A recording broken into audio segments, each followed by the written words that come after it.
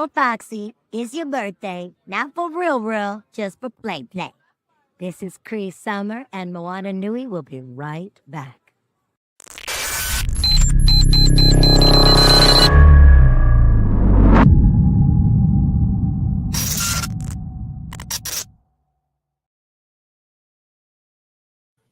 What's going on, everybody? Welcome back to another episode of Blerdkast Live. And today, yet again, like almost every Monday, I have another panel of amazing guests. But before we get there, if you haven't, please go ahead and leave a like on Blerdography and Moana Nui so you can I'm sorry, let me say that again. Doing live is crazy sometimes. Sometimes you make mistakes, gotta roll it. All right. But if you haven't, please subscribe to Blerdography and Moana Nui so you can be updated on all of our latest content. And before I begin, I would like to go ahead and introduce my moderator for today, Miss Joy Stevens. Good evening, everyone. And once again, I'm back as the moderator with the most. And my name is Joy Stevens. And I'm here representing not only Blerdography, but also the Moana Nui podcast. You can find me several days out of the month on the Moana Nui channels. So like and subscribe to them as well. We do History, which is a look at hidden history. We do sports. We do a lot of other things. But I'm also on their Moana Nui Presents After Dark, What You're Watching. That is the one you really want to get in on because that's the most fun, in my opinion. And I'm the moderator for tonight. Surprise. And tonight we're talking about BIPOC people in nerdy spaces. And if you're not familiar with the phrase BIPOC, it encompasses all people of color, which is the POC part, right? So, what do you have? You have what? Black, Indigenous, and all people of color. And so that covers basically all non-white. It's probably easier to say it that way. Yes. And a lot of folks won't just come out and say that, but it is what it is. Yes. We're like this close to just being colored. Once again, once you put it all together.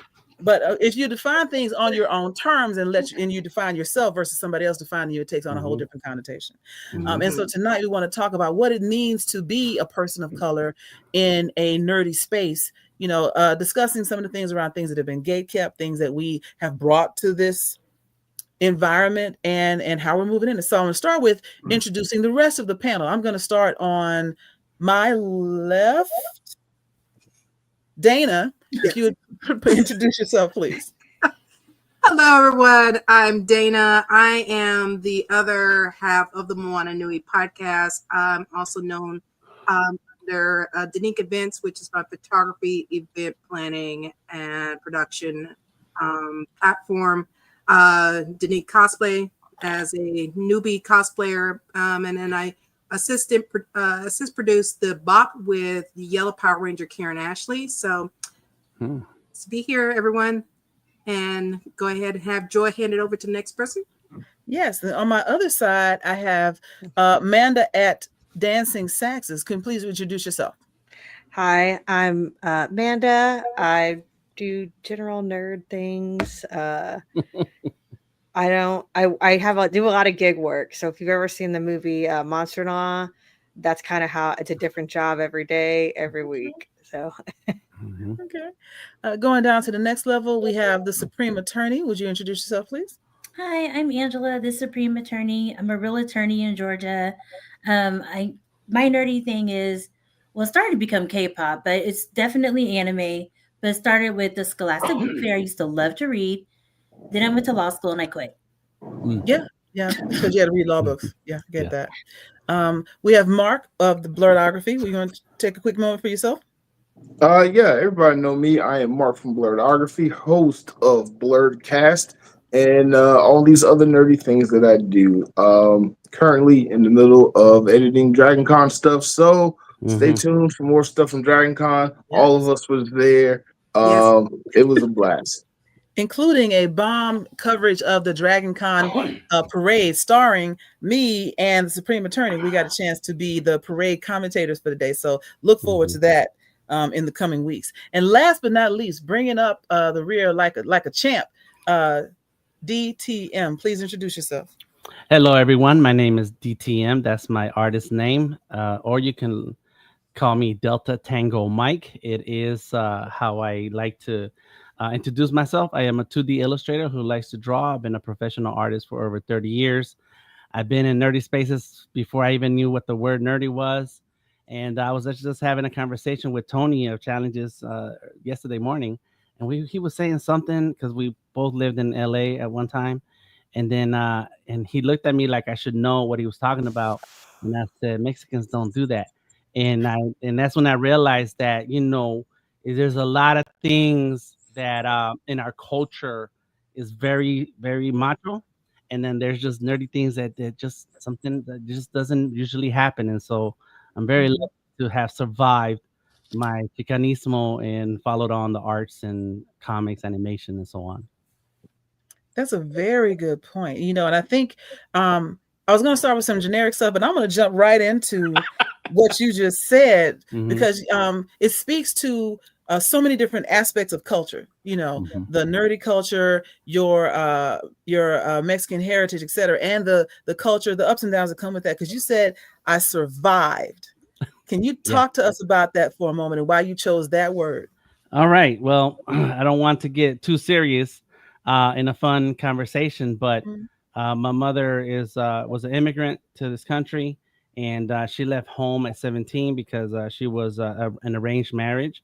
And the only way for her to escape was to get out of there and leave the country totally away from the control of my grandfather, who, and in Mexico, Mexicans, it's a very hard patriarch society. There are very basic rules. The rules about age and position in the family are very strict, and they're followed to the letter. Well, as the oldest son, that wasn't my benefit, because you can always say, well, I'm older, you do what I say. But legacy wise, is very terrible for women in general. And so that, just her story in growing up in LA, and of course I'm born and raised in East LA. There's a lot of civil rights and history in California and in the Southwest, to the point that you cannot escape it when you're growing up. That's just part of your history and your culture and your knowledge and understanding. Murals all over the neighborhood tell the story. So even if no one told you, it's right there. They're telling you. Yeah. And so knowing my mother's story and knowing the story of Mexicans and Chicanos, it's a very harsh reality that you have to face and be okay with yourself. And when you're growing up in East LA, people grow up to go to jail or end up in the cemetery. You don't see yourself as a 20-year-old. You don't see yourself as a 30-year-old. Those are never any dreams that anyone has. Right. You're constantly fighting. And I was born in the 70s and raised in the 80s in LA, and spent most of the 80s in LA. So it was a very rough time. I don't know what it's like now, because I'm old dude now, and so nobody talks to me, nobody bothers me when I walk the streets. They leave me alone. I'm an old head, and that's okay. But it was very tough. And so, being a studious person, reading, I love reading. I have tons of books. That was not a thing that was encouraged. And one time, my mother told me that I was wasting too much paper drawing. Wow. And I told her, I said, but you didn't buy it. So what's the problem?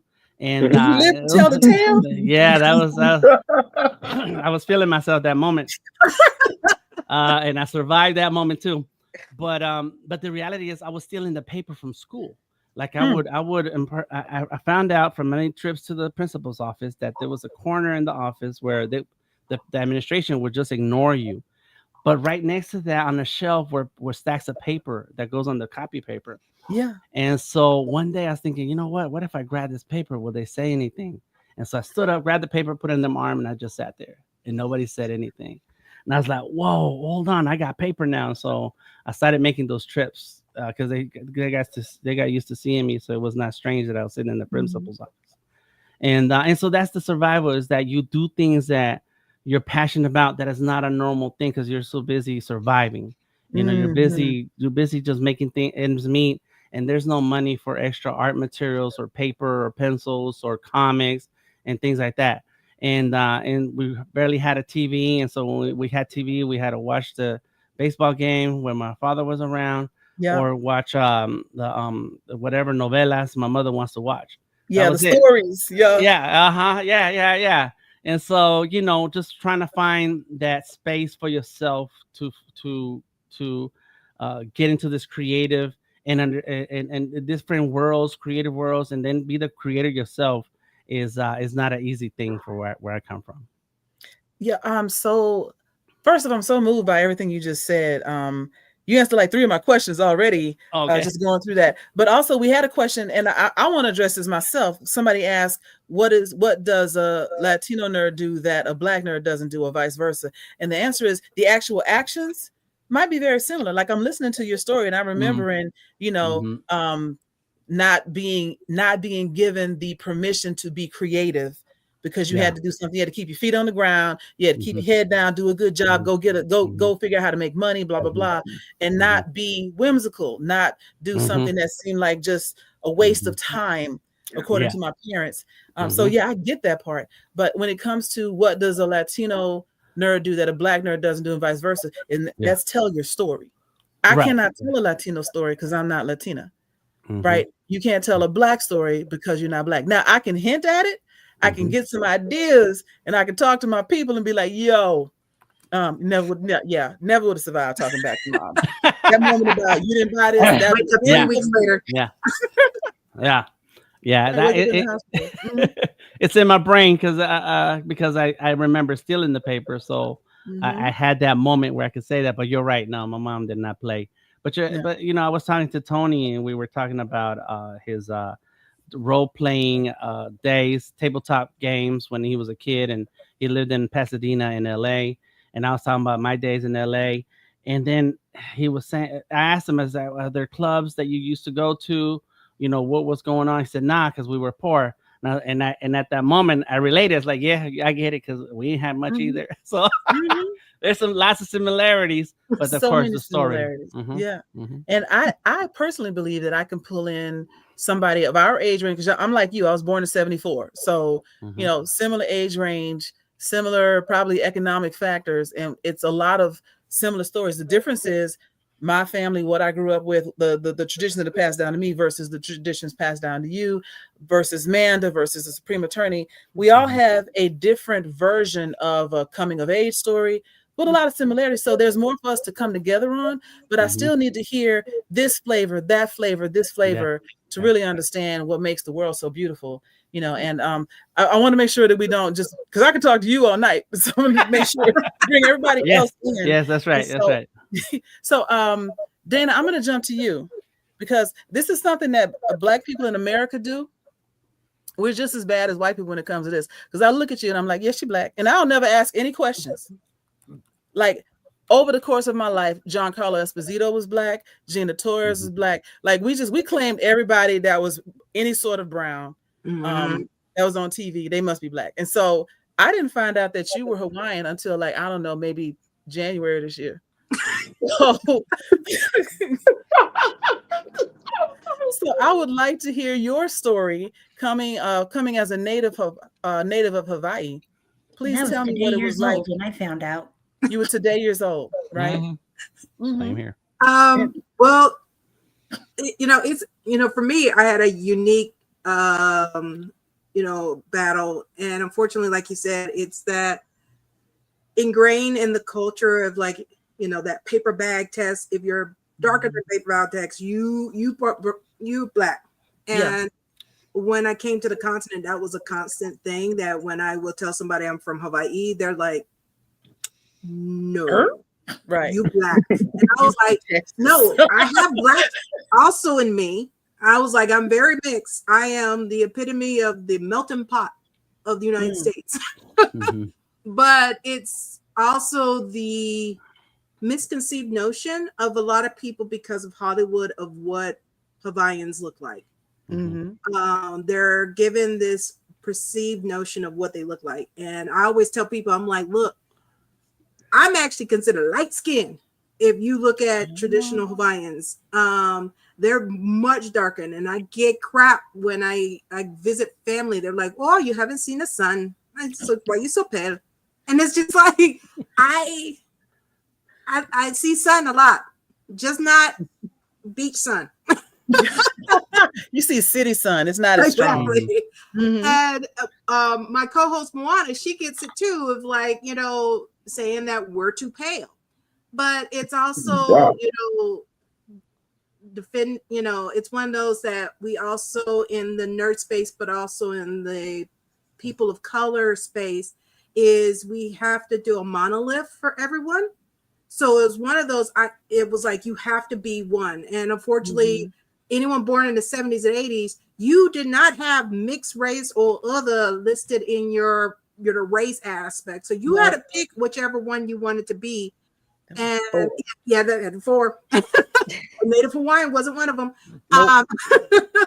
But it's one of those that it became a thing that for me growing up around folks, it was one, several battles, one in both the Black community and the, you know, people of color community. Nerdy spaces were not very looked upon very positively. Right. I was told this was boy stuff, being into comics. I still have a very fond memory of like when I went off to Girl Scout camp, my mom had a yard sale and sold all my comics and Transformers and everything else. And yeah, I was so bad. And she was like, this, you've outgrown this. You know, this is for boys and stuff like that. So it's this conceived notion that certain things like comics and action figures are for boys. Girls have to be very girly. It's that, you know, there's also a touch of homophobia in there too. Yeah. And so it was one of those that it's just like, you have to fight that battle of being a woman in this space, but then you also have the men in this space that we constantly hear even today is you aren't nerdy enough if you don't know what color panties Sakura had on in episode 124 in season such and such, right. If you're truly a nerd.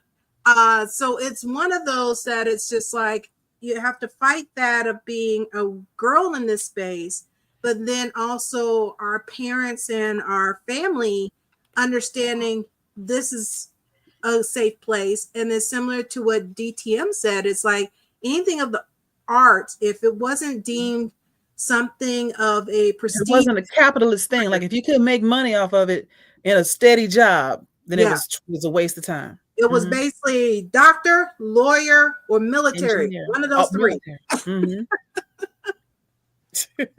And it's just like, you know, so you had to deal with all 3 of those. So especially if you're a child of the, you know, of the 80s, 90s time frame, it was really trying to show you had to hide your nerdiness because you either going to be bullied or you're going to be the center of attention in a negative way.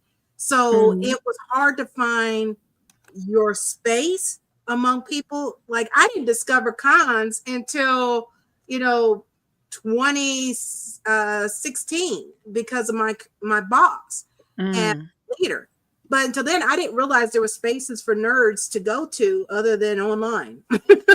And there was a comment, Victor Maestros said family was focused on survival of the family and not on nerdy stuff. And there is some thank you for putting that back up. There is some validity to that because so many cultures of color in the United States, which is just capitalist oppression nonsense, you know, your parents wanted to make sure you were going to be okay after they were gone. And so they wanted to make sure you had something steady that you could count on. You know, can you afford to live on your own? All of these things to make sure you survived. And anything that wasn't strictly on that path, either was a waste of time or they worried that it might distract you from being able to take care of yourself. Exactly. You know, it was never, this isn't fun. They knew it was fun. They knew you liked it, but you can't make a living doing X, Y, Z. That was always the thing, right? So go be a lawyer, go be a doctor, go be an engineer, go to the military, lawyer. But you can't make a living doing that. And which also brings us around to people that are making a living doing these things right now. Thank you. Even in I white like to point that out to my mom. It's like, remember how you said I wouldn't make money playing video games? Well, you know, this convention I covered called DreamHack, these are professional gamers. Yeah. I could have been doing that as an OG, but you were like, Right. you won't make money off of that. In another life, I could have been the first like Black female streamer if I had knew, right? But no, I was busy trying to work for Procter and Gamble or something stupid. And I want to bring over to the other side of other side of the screen. So, Manda, I want to talk to you. So in the interest of full disclosure, since we don't be knowing, let us know a little bit about your cultural, ethnic heritage background and what you're doing now. Ooh, this is I'm glad. Yeah, I don't realize Manda's my twin. Oh yeah, we have been. Is it 2 or 3 times now that people have tried to get me? Even though yeah, 5 times. Just 5 times. Since this year. Yeah, all this year. And only in convention, so over the space of like 7 days, really. Well, if you rearrange Manda, it does spell Dana M. So that was a reach. It says, "Oh, we can't probably see that one on here." Okay, it says something else if you put the D in front. Oh, okay, no. What was it? My background. Yeah. No, this is a fun story. I'm actually what is known as a transracial adoptee. So I am born in Peru. I was brought to Peru by means through adoption to my parents, which that's an interesting concept too. On one hand, we have my mom, DAR. They've been here since the beginning, and then my dad got here when he was 8 from Cuba. So growing up with those two artists, and then everybody's white or white presenting. So it's really easy to pick me out of those family photos. And it was so I am Andean. Some people might say Inca. They're not here anymore. Andean. They speak Quechua. Up in the Peruvian mountains, the Andes, and then. But I was raised, pretty much on my dad's side because, as you know, Hispanics were all in everybody's business all the time. Yeah. So I was raised by Cubans and Puerto Ricans, which is where the family kind of ended up when they came over here. And then, yes, my mom's very military, very like there's journal entries of watching my great-great-grandmother watching John Philip Sousa on the White House lawn. Like we are very invested. They have like a castle in Wales that's sinking. Don't worry about it. But yeah, it's a very interesting space to grow up in, looking like I do. And then I attended like a PWI area. So I was up in Gwinnett County at Parkview High School. So I'm here. PWI meaning predominantly white institution for those that may not know the lingo. I wanted to ask about that because you said, Puerto Rican and Cuban upbringing. But was that like New York, Puerto Rican? No, they said like Puerto Ricans. Okay. And you said both your parents are white presenting. So did they lean towards that version? I think what it is the adoption agency, which one of the great adoption, it's complicated. That's a whole nother thing. But I will say my adoption agency did do something very well, is that they would only place children from Spanish-speaking countries with parents who were native Spanish, at least have one parent in the house that was a native Spanish speaker. That's really so good. The children would not lose the culture. That being said, I only understand Spanish just because whenever my dad would get mad, he would switch to Spanish. My grandmother only wanted me to speak English so she could work on her Spanish. So she would talk to me in Spanish. I would answer in English, and it worked. I worked in a Mexican restaurant for a little while. Learned Mexican Spanish pretty well, but evidently that's not Cuban Spanish, so it was no good. Throw it away. But yeah, that's kind of the background. It's the interesting thing about Spanish is it is just as varied as English, if you will, where you got like somebody from Britain and they talk to me as an American speaking English. I'm like, I don't know what you said, bro. What was that? Lori, what? I don't know what you're talking about. But then you take it to New Zealand or Australia, and it's also a different type of English. And I would say even more variation amongst Spanish as a base, but all the different regional languages, because they're beyond dialects. Mm-hmm. These are different languages that have Spanish as a base. And yeah, I would say watching a Cuban try to speak to a Mexican, and they're like, bro, what are you saying? You know, what? There's a comedian that talks about like thinking that he was going to take Spanish in high school because he was Mexican. He's like, I got this in the bag. And he started taking the class, and they're like, what's the Spanish word for car? He's like, caro. They're like, no, that ain't right. You know, so, yeah. But just what I'm not going to do is embarrass myself by trying to tell ethnic jokes on this show, because that's going to be all the way through. But it was funny. We got it. It made sense. Yeah. It did. Mm-hmm. Yeah, that's the extent of that. I'm not going to do any rest. But I'm going to come back. So I'm going to make one more trip around the sun here to Supreme Attorney, and give us a little bit about your background and the representation that you would like to put forth. Okay, so I grew up in California, Northern California, and it's basically a melting pot up there.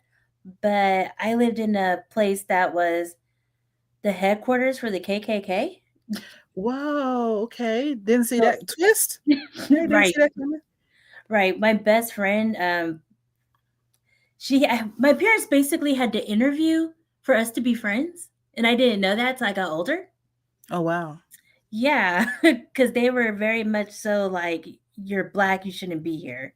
Mm. Yeah. So it was definitely different. People, I think I was there was 2 Black kids, me and the guy, that was it. And that was in elementary school. In middle school, I used to love to read. So the Black kids would make fun of me because I was always reading. I liked anime, I liked Power Rangers, but the Black kids would make fun of me. So I had to keep that under wraps. And it was really a struggle for me because I was always trying to fit in with, Black culture because I love my culture. But I guess I wasn't doing it right. So I kind of got in with the Asians. Yeah. It happens. Yep. Asians. And one of my best friends, she was Mexican because she lived across the street from me. But that's about it. So much stuff makes sense to me now. What? First off, what does that mean? Just so much more stuff. That's all I'm gonna say. I'm gonna leave it at that. All right. Mark, can we start no mess on the show tonight? No, I'm not starting mess. What is he talking about? No, all right, let me explain. So please. I've learned a lot about everybody with just their introductions, except for Dana. I knew Dana was Hawaiian, but when I found out, it blew my mind too. So it was last year. And Manda, I don't know a PC way of saying this. I didn't know your backstory. I always thought you were like Hawaiian like Dana, because I legit thought, twins. Not even from the same continent. Hey, I'm vast background, so man, we might find out we're related. No, Mom, if you're watching, send me a text. Is that my but yeah, that's all I was getting at. Like, I didn't know that about you, Angie. I knew you grew up in Northern California, but I didn't know it was like that. But that actually brings me to my next round of questions. Is when we talk about being a person of being BIPOC, being a person of color in nerdy spaces. Like Angela, you said that it was you and one other Black guy at the school, and then you also mentioned like you had to hide certain aspects. It's always been a point of irritation for me that so many Black people say Black people are not a monolith, and don't stereotype us and don't judge us, etc. And then a show like Blackish comes out and they say they're not Black enough because they are affluent, or they'll talk about Barack Obama when he became president. He wasn't Black enough because he was raised by his mom. What more do you want? And this idea because he had a white mother, he wasn't Black, and he wasn't quote unquote a descendant of slaves, so he's not Black enough. What are your criteria? And it moves every day. But if you layer that over the nerdiness, finding another nerd, and then also finding another nerd in your own culture was like a needle in a haystack. And so all of us existed in the 70s and 80s because we're all representative of people born, 70s, 80s, 90s, what have you. But we didn't know about each other until 2019, 2020, and so there's a long period of trying to make space for yourself. And that's what I'm going to talk about next is, one, how did you get here and make this space for yourself? And what do you want other people coming behind you to get from that? You know what I'm saying? And I'm coming back around to you, DTM, with the hard questions. All right. That's a good question. For myself, I explore the world through books.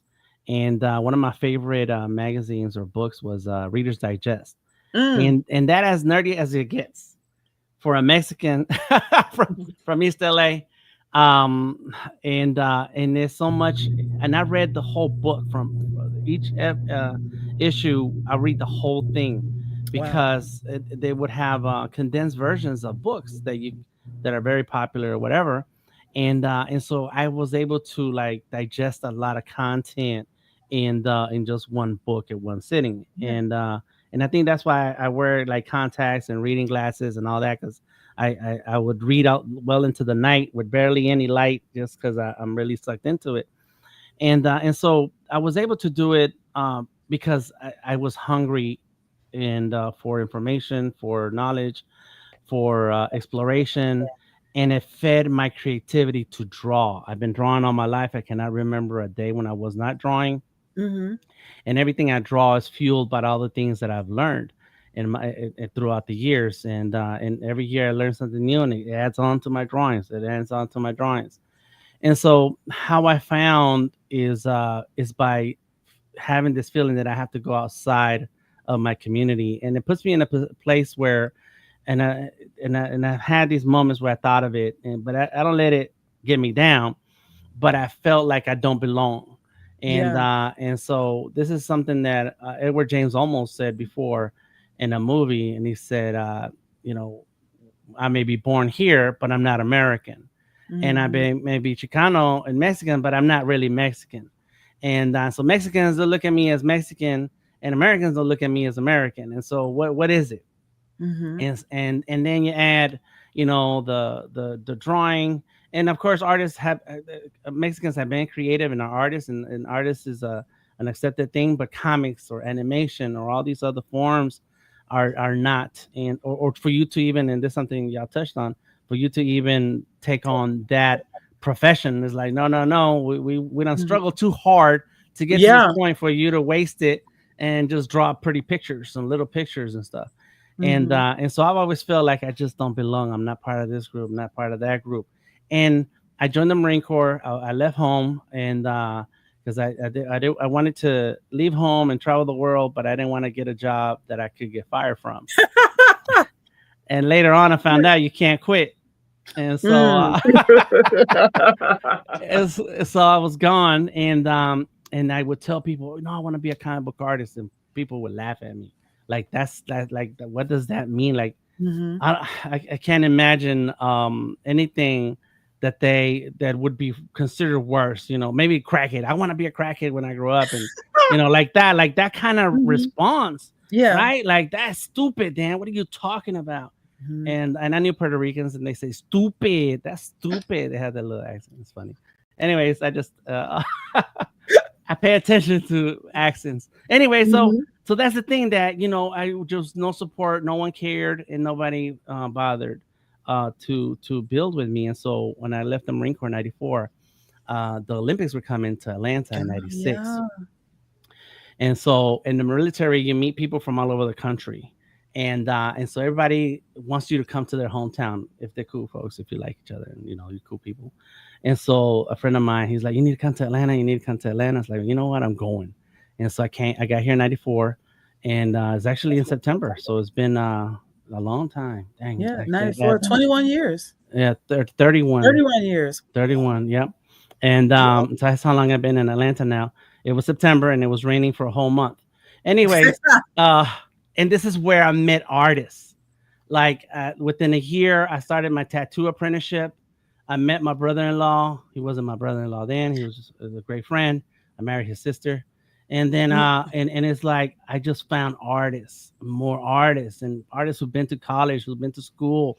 And I was like, what is going on here? And then I found out that there's drawing sessions where artists would come and hang out in one place and draw together. I was like, what is this? Yeah. And I've been hooked ever since. And I am very happy to see the next generation and whatever you call the millennials, and then the Z and the X and the Y. We're the X. So the others, and they're like they have these no boundaries. It's like I'm gonna be what I want to be, how I want to be, and do it how I want to do it. Like do it, because I always wanted that for me. I always wanted that for myself, and I wanted to not feel like I have to belong somewhere. Like I don't have to belong anywhere. I don't have to feel like somebody owns me or is with me or whatever. And of course, you know, I had a father who was my brother's father. My own father, we never lived with them, and his family always hated me because I was that one kid who was born with the mistress. Literally a stepchild. Yeah, that's me. Yeah, and stuff. And so I always had this unfeeling of familiarity. You know, unfamiliarity. So whatever. It just never felt like I was part of the thing. And so I'm happy to see that artists and all the different types of groups and who want to say we're non-binary. Like you're not gonna fit me into this thing. Forget it. I'm like, great, go and do it, because I always wanted to be that kind of guy. I was gonna be the kind of artist. I always want to be that creative. And so how do we find it? I think humanity has found it. Man, first of all, I almost cried on what you were talking about. Like, it was so moving. I know there's other people on screen, but one more question for you. Do you live here in Atlanta now, right? Yes. You still do tattoos professionally? I do. Bro, I'm coming to you because I've been thinking about getting some more tattoos, and I couldn't find like somebody I wanted, but I've seen your work. So I also has what Mark likes to say, adult money. So we'll be talking about that offline. That's right. Yeah, there you go. Let me know. Found my artist. I'm so glad I waited. All right. Do you don't have any tattoos? I have two. Oh, okay. One I need to get re-inked, and then I want two more. One of them is going to be big to cover a transverse abdominal scar. So good luck with that. And then I want one on my wrist. So all right, there you go. We'll be talking about that later. All right. Adult money.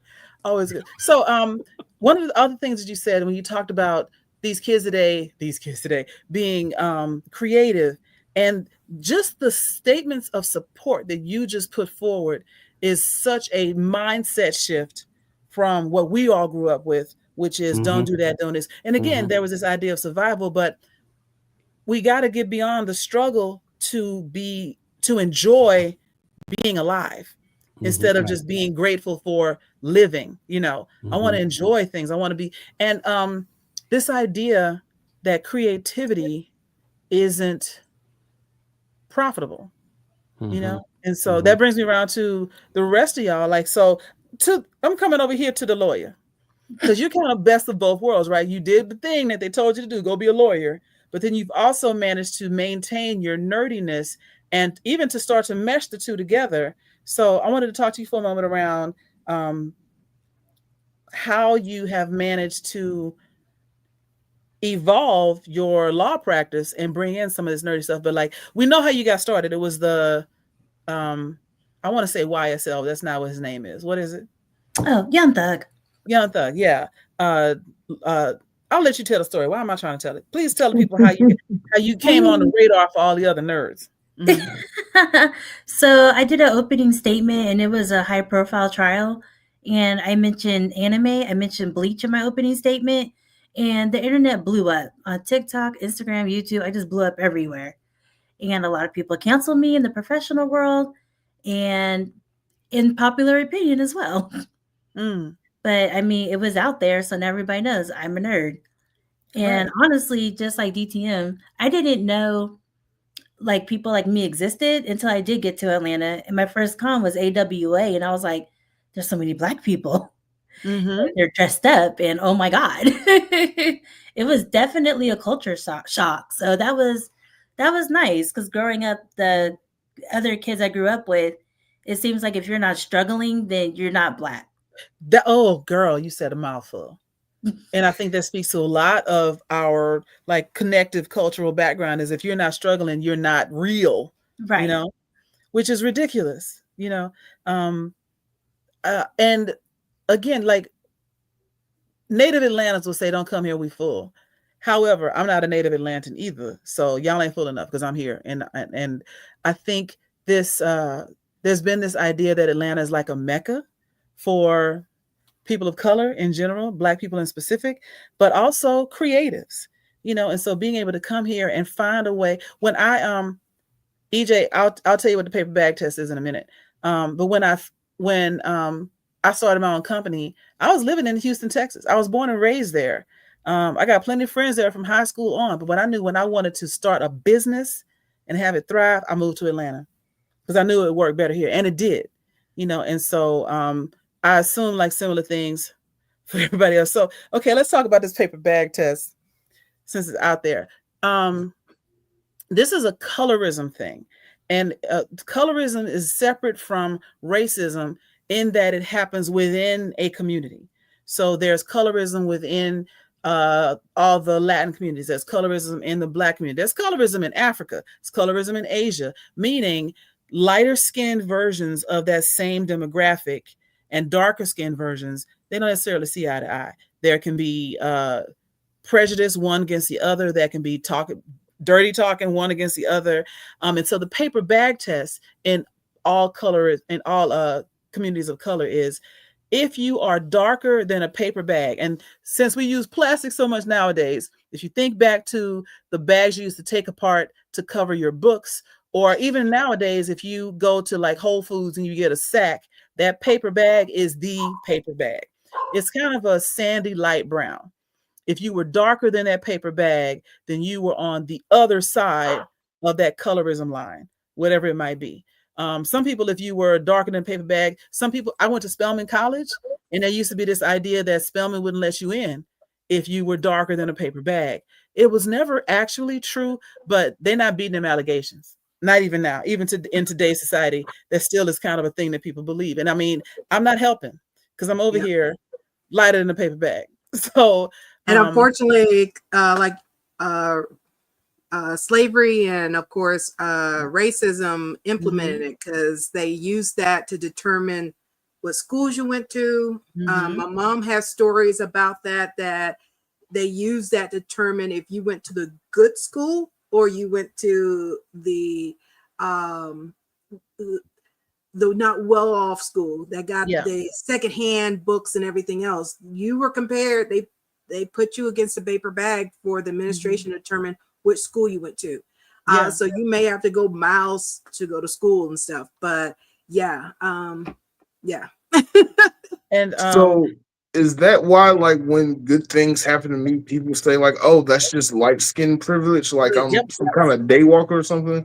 Like I didn't work for my accomplishments. There's some historical, unfortunately, there's some historical factual things that actually happen that are part of that. Not the pasty in the winter. Although I will say it's a whole lot of light-skinned Black people out here trying to get the last little bit of sun we can before we go pale for the winter. So that's the thing too. But if you think about colonization, and you think about the capitalism that went along with it, and all of these fish belly pale Europeans that came into all of these indigenous cultures, when they would have children, I'm not even gonna get into how they had them, but when they would have children, those kids would be mixed race and tended to be lighter skin, and they would sometimes have advantages. Like, we all know you the master's daughter or son, and so maybe you get to work in the house and not necessarily in the field, not because it was cooler, but because you were quote unquote more presentable to their guests to be a little house slave as opposed to a field slave. And so the house slave, field slave thing is all about colorism. In New Orleans in particular, there were a lot of people that were freed for whatever reason, and some of them tended to be lighter skinned. There was a method for financial freedom for women around, we'll just call it sex work for lack of a better way to define it, but they would have whole balls, and they would have octoroon, quadroon, mulatto balls, meaning half, fourth, eighth, so on and so forth. And white guys just come pick out who they like and set her up in an apartment. And that was probably the closest thing you were going to get to financial freedom in the early 1800s. But all of this goes to people that had lighter skin tended to be able to access a better life. And so that led to people thinking that you had light skin privilege. Go watch, what's the movie, y'all? Y'all know the movie, Imitation of Life, which is about a light-skinned woman that completely eschews her whole family trying to blend into white society. Go watch Sinners. Mary's character was passing for white until she decided to go to this juke joint, because apparently Stack put it on her and she couldn't let him go. So, that's a whole nother story. But all of this goes into the idea of the paper bag test. That idea, that trope, that phrase still exists in most societies of color. That's why Dana says she comes to the United States and they're like, you Black, because she's paper bag color. We're like, yeah, and we claim her too. Like, yeah, she's one of us. One of us. So that is the whole explanation of the paper bag test. But now I want to get into something slightly different. We're going to come back to the fun side of things. And I want to talk to y'all about, I'm rolling through some questions here. All of us are convention goers. And we've established that coming to something like MomoCon, AMA, AWA, Dragon Con, etc., is just like finding finally the people that are like you, regardless of nation of origin or ethnic background. But still, there is even amongst nerdy and blerdy, people of color that go to nerdy spaces. If I see any one of y'all, I'm like, yo, what's up? Because I'm excited to see all of us, And so what is some of the things that make you keep coming back to conventions, and how did you get into it in the first place? Anybody can answer. Well, I'll start off. As I mentioned earlier, it's my boss and one of my directors introduced cons to me. They made it a stretch goal for me. And I was just like, okay. And they were like, your boss is your day job. Yes. And they said to stretch my event planning and my photography, they were like, go, look at conventions. And I was just like, yeah. I was like, I've never worked in that world. And they were like, all right, let's get you to go to a convention, check it out. And that's when I got introduced. And then, of course, while I was there, I got picked up to start working because they, were sharing some of my photos I was taking as I was sending it to people in Arts Alley. And then I, started with that. And I was just like, wow, this is kind of cool. I'm working with the guests, getting this different perspective of working with these different guests and everything. But then, similar to everyone else, seeing how many Black and brown faces I was seeing, I was just like, I was like, oh my gosh, I thought I'll probably be the only one here. But then there's several of us. And then, of course, going to a MomoCon or Dragon Con, seeing even more of us, it was just like, all right, cool. But then what really kept me going to conventions, it's like not only meeting people who are like me, like the same things, but the conventions having such vast content and things to do there. It was like, no matter who I'm with, if I bring a group of friends, we will like, hey, we'll meet at such and such time, and everybody go to their, some may hit the game room, some may hit panels, some may be hitting up Artist Alley, but there's something for everyone there that is in the nerdy space. And that's what made it like, okay, this is awesome. I really like this. And then I started building what I call my con friends, my con community. It's like all these people that became my friends because I got to know them through the conventions. We, started off, only saw them at the conventions once or twice a year. And then it was like, all right, then start seeing them at events that are spinoffs from conventions or from nerd groups saying, hey, we're doing a, movie night, and then I started becoming friends with a lot of these people that I just, I met, and I end up having like this safe zone of people I know I can be nerd out with. And they can introduce me to stuff. I can introduce them to stuff. There's stuff people still try to introduce me to that ain't happening yet. So we talked about. We're so close to getting you into K-pop. So close. Yeah, 10 years. Y'all been trying it. It hasn't happened yet. Like I said, I think that group hasn't been born yet.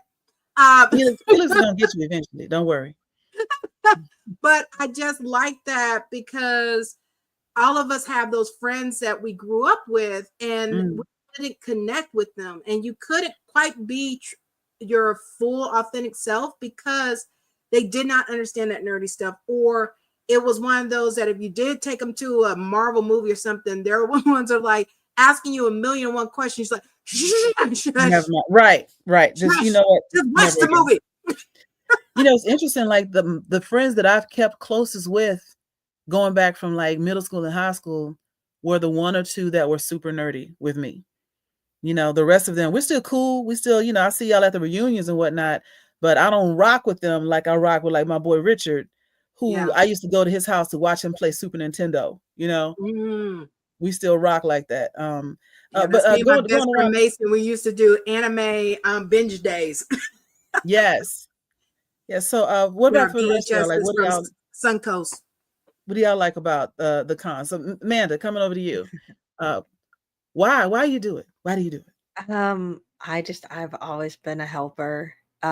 So how I found Dragon Con, I had heard about it in band class in middle school, and my friends were like, "Oh yeah, we're going." And I just like, that was imagining a place like that. I had no idea. So like that's middle school. So like 1998, 1999, I'm hearing about Dragon Con for the first time. I finally make it there about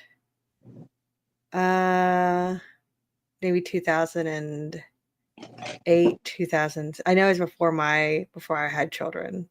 And I went to the panel where the Walking Dead cast did not show up. If everybody remembers that whole thing. And the moderator there was Tony Gow, and I was just so impressed with how he managed to fill an hour of just stories and whatever. I was like, wow, like, I don't know, like I waited here for 3 hours. They didn't show up, but I still had a good time. So like an idiot, I go and get my badge signed because I'm super impressed by this guy. I'm like, who is this? Who is he? I don't know. Find him on Facebook. Add him a year later. A message pops up a week before Dragon Con, which I have no plans of going to. We're looking for load in, load out people to carry boxes. The beginning at the end of convention will comp you a ticket. Oh, okay. I can do that. And I just completed my 13th year of volunteering. I did load in, load out for 5 years. Then went to media relations, did a year guest operations, and then back at media relations, and just finished my first year moderating for main programming. So yay! What track were you moderating? Just whatever. So it was like just the main programs, like in the bigger ballrooms. So I did a bigger ballroom. Okay. Yeah, I did a panel for The Boys, which I had never seen the show beforehand, so I had to watch season 4, and I was just like, "What is this?" Be prepared. Yeah, I wasn't ready. And then I had 75th anniversary of the Chronicles of Narnia. I went to the wardrobe with the high fantasy track, which I had known them since their Tolkien days. So I was like, oh, good, I know these people. Then we had I had a track with the diversity panel for DC Theater. Theater is for everyone. Just talking about minorities in theater. And then to wrap up, Ghost Hunters, which we ended up talking a lot about Disney. And I made my panelists weepy a little bit. So I was like, good job, baby. Yeah. And that was meet them like that. That's awesome. I had asked one question in my head and out of my mouth, and he heard it and took it a totally different way. And I was like, oh no, I didn't mean for it to be sad. But, you know, it was what it was supposed to be. It's Emotions fine. are always good, you know. No one, because I had a nightmare the day before, or like before I started moderating, that I had done so bad on my Ghost Hunters panel, they shut the lights off and the mics at 30 minutes. So once I made it past that 30-minute mark, I was like, okay, we're good. My dream will not come true. We can move it. Oh, there's that fire alarm had gone off. I would just like, no. I'm gonna jump diagonally over to you, DTM, because I want to ask you, especially when we talk about making a living doing what you love. How has that been for you? Because I know, like, the idea of artists is never far from the idea of struggling artists.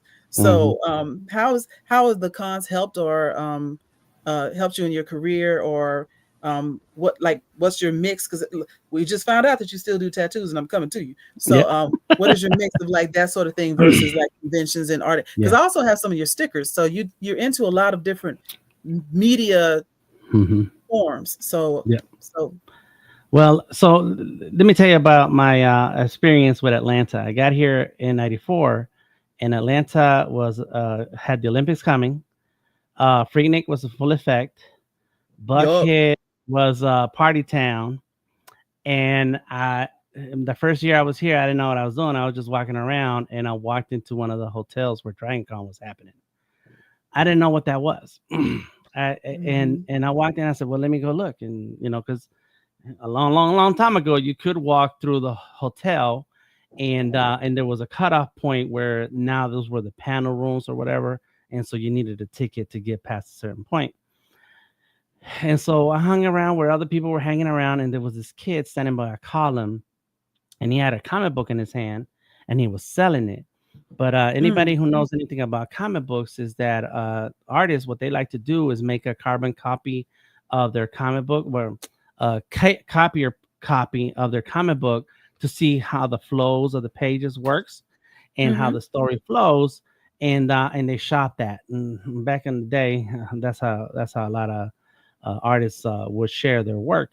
And because before digital age, we just had copies and stuff. And so he was sitting out there selling a paper copy of his comic book. And he just looked like a regular kid, like I was. I was in my 20s. I don't know how old this guy was, but he was no older than me. And I was surprised to meet a comic book artist. Like I just, here's a person who does this. And that's been always my angle. It's been the fandom, but how did they make this? And so I am talking to this guy, like, hey, let me see what you got. What you doing? And he's showing me his comic book. I couldn't buy it. I don't know if it was $1 or $2, but I didn't buy it. And I was just sitting there talking to him. And then so I asked him this question, and it's stayed with me ever since. He was telling me about his normal day, and I said, "Do you have a job? Is this your full-time job? What is it?" No, he has a regular job, and he at night and his days off, he sits there, draws, and he works on his comic book story. And I was like, "How do you do it, man?" And then he looked at me and he said, "You'll do it if you really want it." And it hit me like a big punch in the face, because then I felt like a loser, bum, lazy, that I have a full-time job. I'm working. I'm struggling. I mean, I'm young. I just got to Atlanta the past year. I'm trying to find my way. And this guy said, if you really want it, you'll do it. I'm like, dang it. That must mean I don't want it. And I told myself, you know what? I gotta do this. This is what I want. And so as a fan of pop culture, it's great. You read the stories and, what's the difference between this Batman and that Batman, and, so on. That's cool. But I want to know how the writers wrote, how the artists drew, what was the process, what kind of pencils did they have, what kind of paper, and then how do they shop the story? How do you become a working artist in this industry, in that industry, and so on? And that's been my thing, that when I go to conventions, that's what I'm looking for now, is that I'm talking to artists like, man, how did you make this jump? How, and it's not so much as me finding information for myself, but more so to see the steps that someone else has taken to get there, which we don't see. And Mandy was talking about their experience and how they started, and now they're part of how Dragon Con works. Like that's the behind the scenes stuff that nobody sees. Everybody sees the costumes, the parades. And I saw Dana when I picked up my badge on the first day. And she was working. She kind of looked and said, wait, and kept on working. I get it. We're working. We're doing things. Is this how we make this event happen? And that's the parts that I'm interested in. How do we make this happen? I did 100 episode podcast on iTunes 10 years ago, interviewing artists and just asking them the same question. How'd you get started? How were you inspired? When did you make that faith jump from leaving a job? How much do you earn? What were the tools that you needed to do this? And part of my education, but also part of sharing with others, so that we can all see, all of us creatives in one way or the other are looking for the other people that are like you. The con is great, the panels are great, but there's people in those panels and they're just people just like me, flesh and blood. They breathe, they sweat, they're tired, they're hungry, and we have to educate ourselves through others' experience so that we can make better decisions and get away from that starving artist mentality into a thriving artist. Bruh, you said a whole mouthful. Yeah, absolutely. And there's this, I think a lot of communities of color have the cultural concept of community in a way that capitalism doesn't want you to have it. Meaning we can all eat. There's enough to go around. We can all have a peace. We can help each other. Me helping you does not make me starve, right? We can grow together versus having to grow against each other. And I think that also is one of the things I love when I go to DragonCon. So I went, and similar to Manda and Dana, first couple years, just a visitor. Second couple years, hey, I'll help out if you want. Now this year I did moderated a couple panels in the small rooms. I wasn't in the ballrooms and stuff, you know, I'm in the back rooms, but still, even just speaking my truth and talking about what I do for a living and talking about how I wrap all these things together. After the con was over, a couple folks like, hey, I heard you say you do resumes. Yeah, I do resumes. Hey, holla at your girl. Let me get you set right. So you can, like, one of our friends is trying to get a job with a costuming company. And I'm like, send me your resume. I'm gonna make sure I get it right so you can get this job, so she can do more of what she loves, you know. And I'm gonna bring this around to, yes, it's all about growing community. It takes a village to raise a new artist. Put it that way. That's right. And I want to bring this around to the Supreme Attorney, because you was a lawyer before we found out you was a nerd.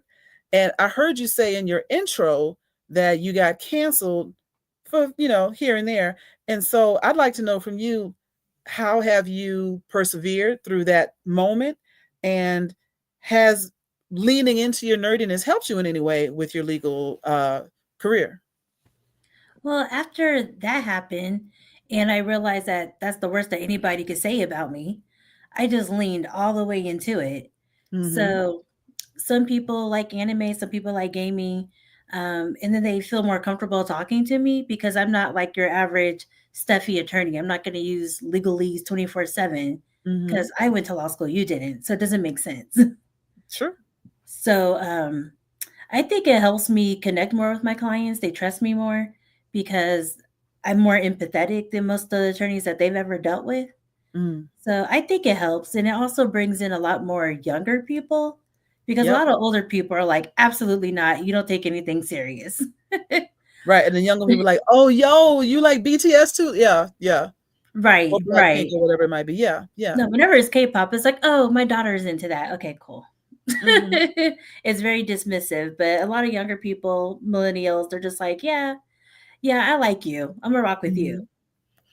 There's I've noticed that too, and when I talk to big corporations and stuff about relating to their younger employees, is authenticity over everything.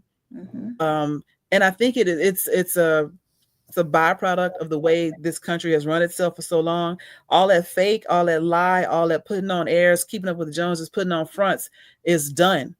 And so the late millennials and the early Gen Z and all of that is like, just be you, just be real. And the more we can be real, the more people appreciate it. You also find what brings you joy, no pun intended. But you know, you find things that are going to make you happy, and you find the people that want to pay you for that. It's what's the word? It's a Japanese word, ikigai. And that word means when all of the things, basically when the universe aligns. So there's things that you're good at, things that you can do, things that people will pay you for, and things that the world needs. So if you find something that you're good at and that you can actually do well, I'll check you out later, EJ. But things that you like to do, things that you actually do well, things that the world needs you to do, and they'll actually pay you for it. That conflation right there is your ikigai, your purpose, your reason for living.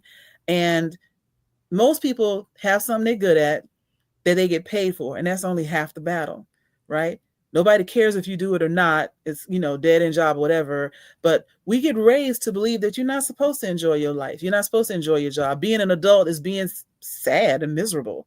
But we here are changing that for everyone by saying being an adult is fun as hell. I enjoy my life.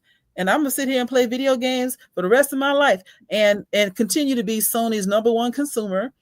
I got stickers all over the computer I'm using right now, and I take this computer with me to work. I had one person ask me about it. Matter of fact, that's how I ended up giving one of DTM's stickers to one of the people in my class, just because I had it with me and I was about to put it on my computer, and I gave it to her just to discover that she was Mexican, and it meant more to her than it was going to mean to me. And I was like, see, this community is what it's all about. I was so excited. And I gave her your website and everything too on the back of the sticker. So hopefully she found you. But this all comes back to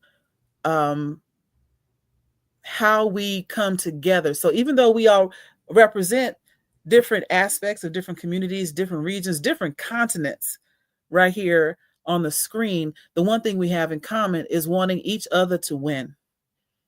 And that's something that I think when we talk about building community, I want what's best for all of y'all. And if I can help with that, I'm absolutely going to help you. And that's another thing that I tend to see at the cons that I've been to. I haven't been to all of them, but here in Atlanta, Dragon Con and MomoCon are the two that I cover the most. And y'all let me know if you agree with me, but it's very much and the Atlanta Sci-Fi Expo. It's not black. I made that up. Atlanta Sci-Fi Expo. But I've noticed that all of them are very supportive of us. And y'all let me know if y'all seen the same thing. Dan, I see you shaking your head. Yes. Big ups to Tony and Atlanta Sci-Fi and Fantasy Expo. A lot of behind the scenes work to make that happen, to keep it free for everyone who attends. Yeah. That's the big deal. That's a very big deal. Absolutely. Mark, I've been kind of talking around you for a bit. Anything you want to add to any questions you want to ask?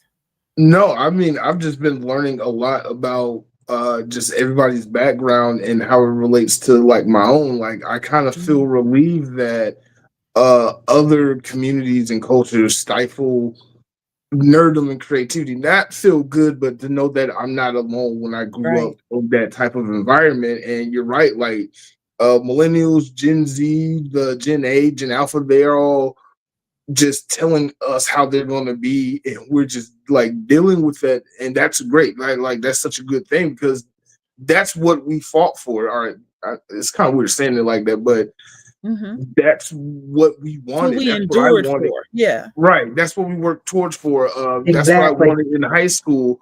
I talk about this all the time, that I'm just like still shocked that Black people rock with nerdom as they do now versus back then 20 years ago. And just wish I could have experienced that in my youth versus like now. But I have adult money now, so that kind of helps. Yep. And I love the greater freedom of expression, because we have Gen Z and Gen Alpha, to your point, kids who were raised by Gen X, who grew up on Atari and Thundercats and Transformers and everything, and we don't see it as, child's play, grow up, get out of it. But like, hey man, if you want to dress up like Naruto to go to prom, I'm with that. Yeah. 70s and 80s was some rough times for the nerds, but an adult money absolutely does rock. And I think that it's encouraging, even in light of all the nonsense that goes on right now, to know that these kids coming up are defining themselves. Because I think that's all anybody wants to be able to do, is to say, this is who I am, and be accepted for it. And we have been part of creating these spaces that allows them to be everything they ever thought they wanted to be, or at least to attempt it, to try it, to find somebody else. Because Mark, I've seen you interviewing people around how they got into nerdy spaces as well. Around just, how'd you do it? And can we pass this on to somebody else so they have an easier time, and also know they're not alone much earlier in life than we did in our 30s, 40s, 50s, right? Right. And so, yeah, I will say I did have an intern during the YSL trial. And when I was able to have different color hair braids, which is a whole nother discord, I was able just to be myself. She was like, I didn't know a lawyer could be like that. And so she was like excited to get ready to go to law school. And I was like, just make sure you're yourself. Don't change. Like, this is how you are. This is how you are. It's okay. But initially, she thought she had to always do the suits. She always had to have certain hair, certain aesthetic. And I was like, you don't have to do that. Just be you. Good question. Would nerddom have grown so much without the success of video games and anime? For me, that's a circular question because nerddom is video games and anime. And so I don't know. I guess you could say, like, you had the Dungeons and Dragons crew, which Dragon Con grew out of Dungeons and Dragons, hence the name. So there is that piece of it. But yeah, I think we made video games successful because I'm old enough to remember when the video game industry tanked behind Atari reaching for the sun a little too much, and that horrible ET game that came out that almost killed the entire industry, and so but it was the nerds that brought it back, and Sega and Nintendo. So and then like the superhero comic books led to the first Superman movie with Christopher Reeves. That movie doesn't become a success without the nerds supporting it. And now, Marvel and DC is a whole thing. We don't even talk about the expansion of that. But you also have now space for indie creativity within the nerd space behind manga and comic books and Netflix, to be honest, because Netflix was at one moment they would give anything a shot for a little bit, but they've matter of fact, we had a panel on K-pop Demon Hunters at Dragon Con, and Sony dropped the ball on that. Netflix picked it up and dunked it, I guess. I mixed two different sports it's there. It's definitely a home run. They did great. Yeah. Yes. Yeah. A home run, a goal, all they the made things. a bag from that movie. Yeah, they did. They got it for cheap and made a bag. And about to make a part 2. Yep, well, I hope it's a prequel. What? I hope it's a prequel. I know a lot of people are hoping for that. Yeah, I could see that. I would absolutely watch it. There was a mention of like nerds and kung fu movies. And so there is also a massive connection between, I'd say, martial arts and communities of color, specifically in the United States, and finding. Wu-Tang. Sorry. What'd you say? I said Wu-Tang. Right? Ain't nothing to mess with. Yeah.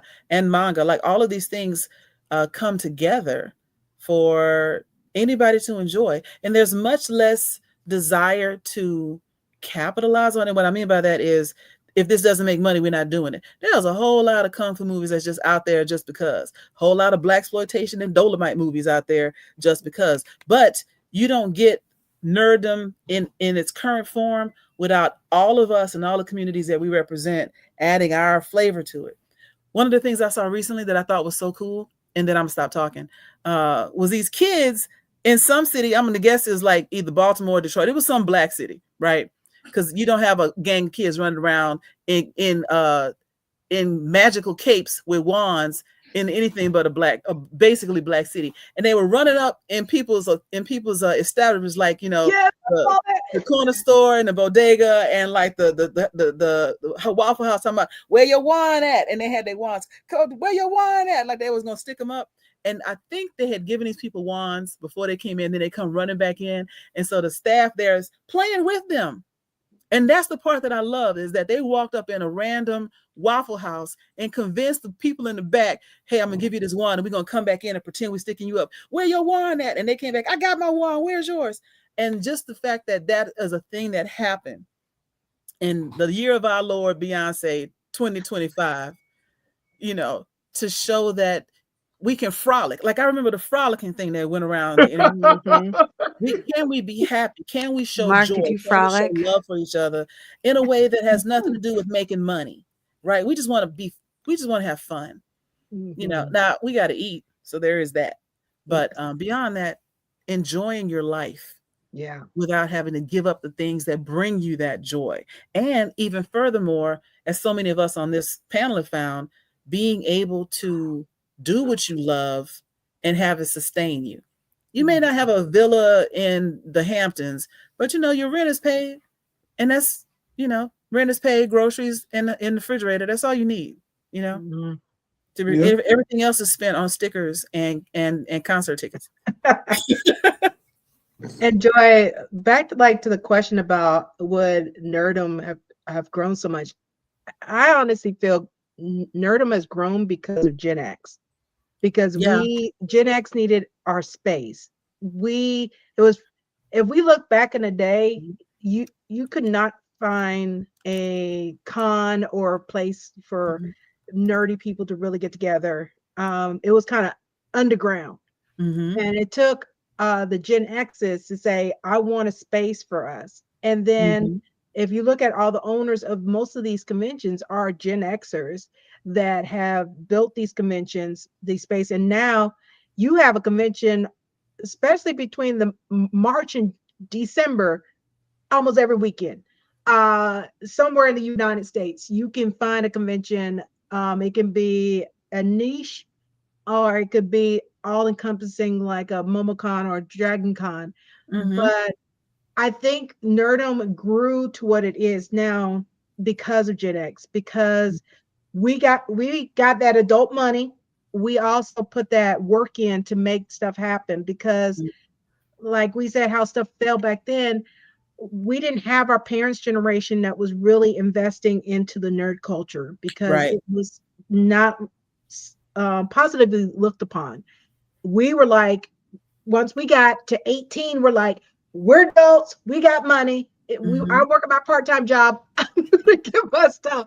And we started feeding those industries. And then after that, it opened it up to the next generation, that our nieces, our nephews, our kids, grandkids are seeing that and feeling they got the freedom of saying, hey, they can do it. I know I can do it. Versus like us, we had to hide it because our parents told us it was not a positive thing to be into. Gen X changed the game. So the same way some people would take their kid to a baseball game, we're taking our kids to the Dragon Con parade on Saturday morning. There you go. Right. Wow, look at all the Star Wars kids. Yeah. I know that we're coming up on a little bit of time, and I know a couple of us have to jump. So what I want to make sure I do, but while everybody's we'll get our engineer to take over. Wait, we need Mark to answer the question whether he frolicked. Yes, because Manda wanted to know. We need to know for science. Yes, did you frolic? Oh, there was frolicking?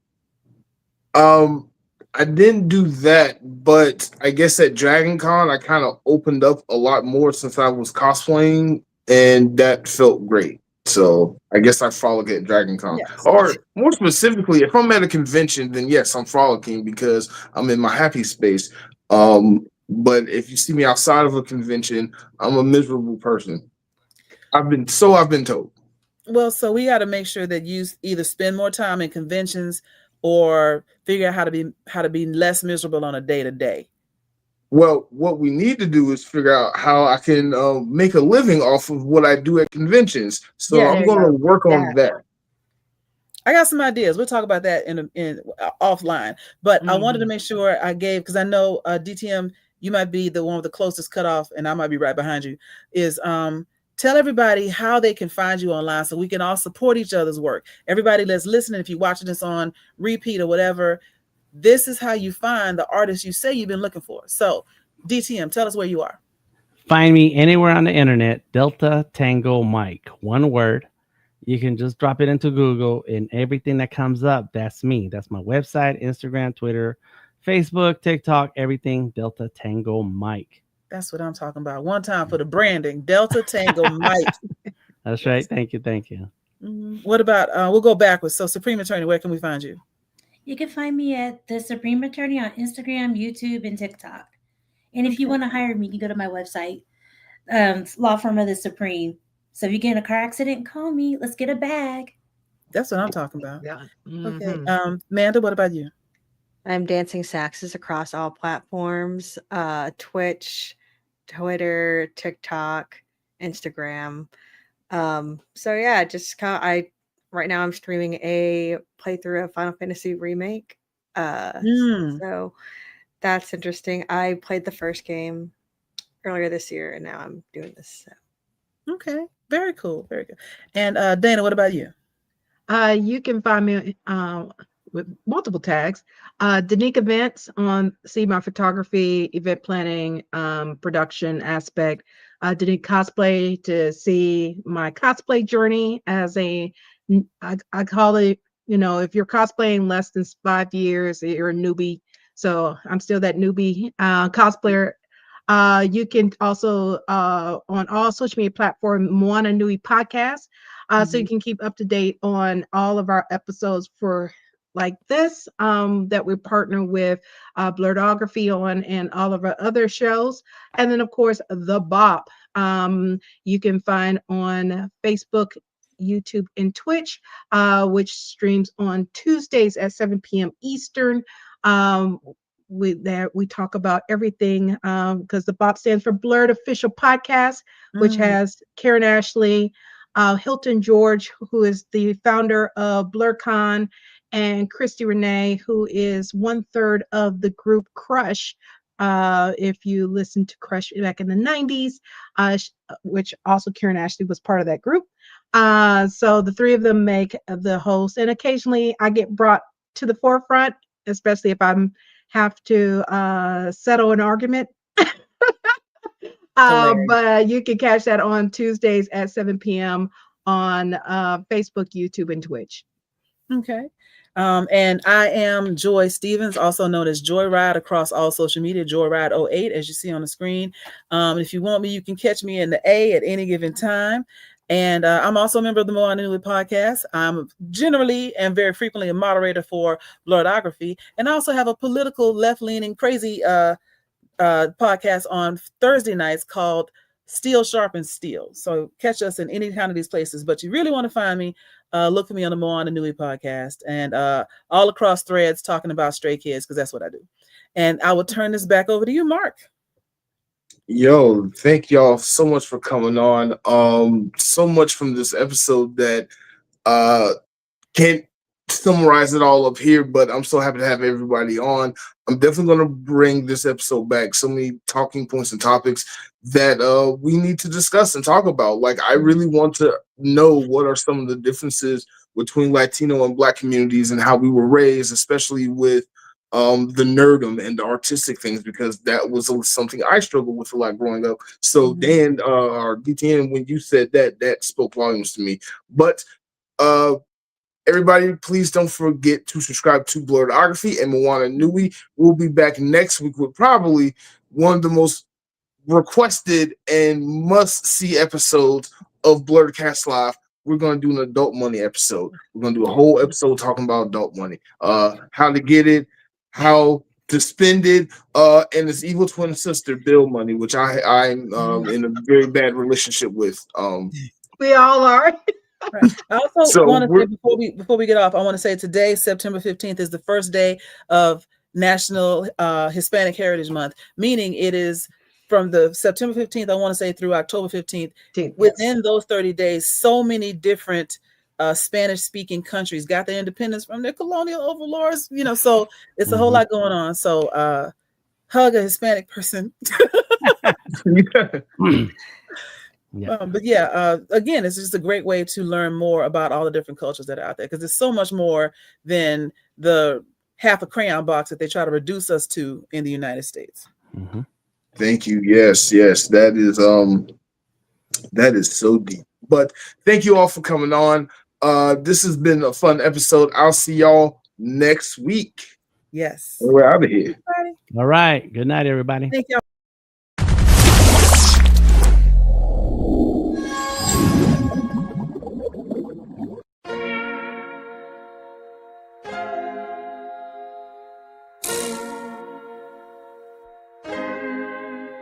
So many stories left to tell, even if we have to ourselves. Can't keep history on the shelf. If they won't tell it, we will. If this the land of the free, it was a freedom then, when they annexed Hawaii and called it Cedar Lands, without any type of payment and no signing off. Called themselves the Republic in 1894.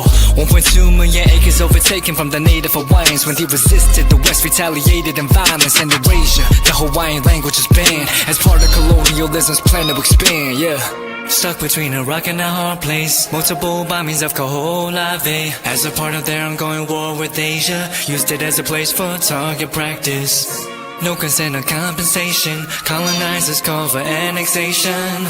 No work out for all the locals. School will never let you know. So many stories left to tell. Even if we have to ourselves, can keep history on the shelf. If we won't tell it, we will. Too many stories left to tell. Even if we have to ourselves, can keep history on the shelf. If we won't tell it, we will. We will. So if we put Hawaii into perspective, well, Black and Asian history is interconnected. Considering the fight with the Pacific, then of course versus Asia, they was treated as a middleman for war, but didn't let the Western colorism run its course. Cause dark skin was a sign of dignity to core. The land was taken in the name of capitalism, when prior to it was an actual kingdom. Clap back at the system. Stuck between a rock and a hard place. Multiple bombings of Kaho'olawe. As a part of their ongoing war with Asia, used it as a place for target practice. No consent or compensation. Colonizers call for annexation. No work out for all the locals. School will never let you know. So many stories left to tell. Even if we have to ourselves, can keep history on the shelf. If we won't tell it, we will. Too many stories left to tell. Even if we have to ourselves, can keep history on the shelf. If we won't tell it, we will. So many stories left to tell. Even if we have to ourselves, can keep history on the shelf. If we won't tell it, we will. Too many stories left to tell. Even if we have to ourselves, can keep history on the shelf. If we won't tell it, we will. We will.